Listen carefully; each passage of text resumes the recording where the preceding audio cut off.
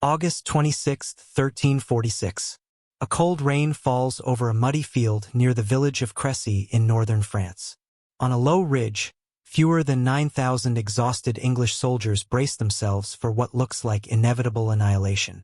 Below them waits the greatest military force Europe can assemble. More than 30,000 French troops, 12,000 armored knights, princes, dukes, counts, and kings, the very flower of European nobility. The French believe the battle is already won.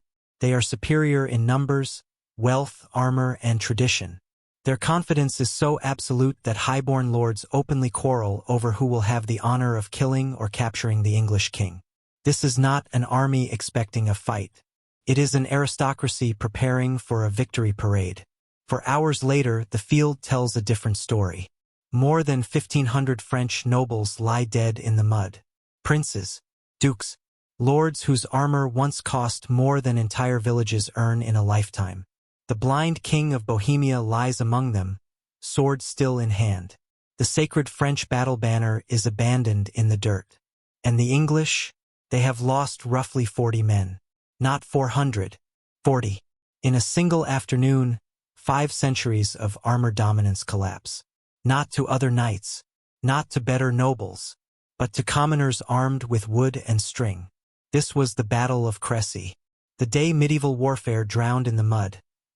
Edward III of England had landed in Normandy weeks earlier with around 15,000 men, pressing his claim to the French throne through his mother's bloodline. His campaign was not subtle. It was a chevauchée, legalized devastation. Village burned. Crops destroyed. Livestock slaughtered. The goal was simple: prove that the French king could not protect his people. After sacking Caen, Edward turned north, retreating toward the English-held port of Calais.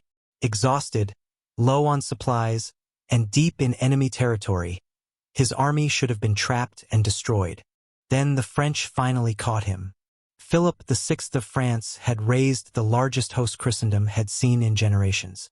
30 to 35,000 men. Knights clad in full-plate armor riding massive warhorses bred for combat. Nearly every great noble house in France was present. Allies arrived from across Europe. The Holy Roman Empire sent contingents.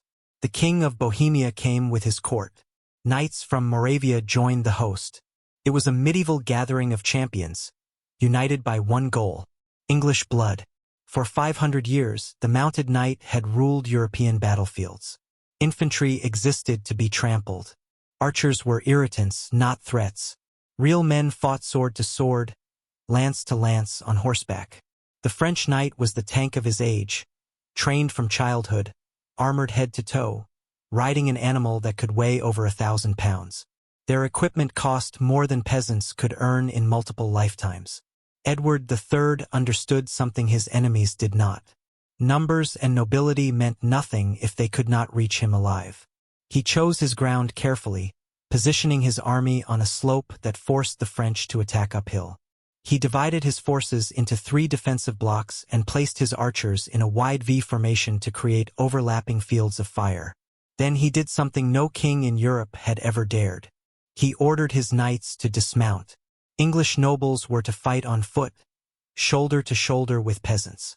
The order shocked his army. Men bred for the cavalry charge, whose horses were worth fortunes, now stood in mud beside archers in wool and leather. Pride clashed with survival. Edward made his position clear. Honor meant nothing to the dead. That night, the English camp was disciplined and quiet. Archers rubbed beeswax into their bowstrings to keep out moisture. Stakes were hammered into the ground. Pits were dug under torchlight. Food was distributed so men slept with full stomachs. The French, arriving late after a forced march, camped in chaos, half-starved and overconfident. By afternoon on August 26th, the French army reached Crécy exhausted. The sensible choice was to rest and attack at dawn. Philip VI even gave the order to halt. But knights do not wait. Counts and dukes surged forward, shouting that daylight was wasting and glory slipping away. Lances lowered. Horses moved. Discipline dissolved. The French army stopped being an army and became a mob of impatient aristocrats. Dark clouds gathered. Rain began to fall.